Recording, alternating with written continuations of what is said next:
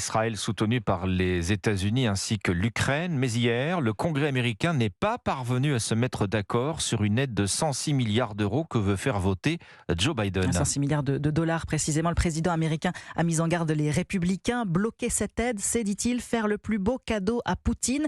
D'autant que l'Europe, elle aussi, craint de voir son soutien à Kiev entravé.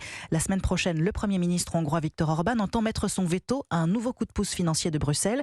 Ce soir, Emmanuel Macron le reçoit à dîner à l'Élysée. L'objectif, le pousser à changer sa position, Jacques Serret. Oui, Emmanuel Macron aura fort à faire pour convaincre Viktor Orban. Le Premier ministre hongrois est très remonté contre Bruxelles. Pour lui, à ce stade, il est hors de question de valider un nouveau soutien budgétaire de 50 milliards d'euros à l'Ukraine. Hors de question également d'ouvrir les négociations d'adhésion de Kiev au sein de l'Union européenne.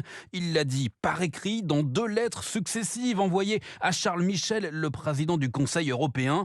Le manque de consensus mènerait inévitablement à un échec, explique le dirigeant hongrois. Une menace à peine voilée de tout faire capoter la semaine prochaine. Car à Bruxelles, l'unanimité des 27 États membres est requise. Son vote est donc essentiel pour permettre à l'UE d'afficher un visage uni face à la Russie.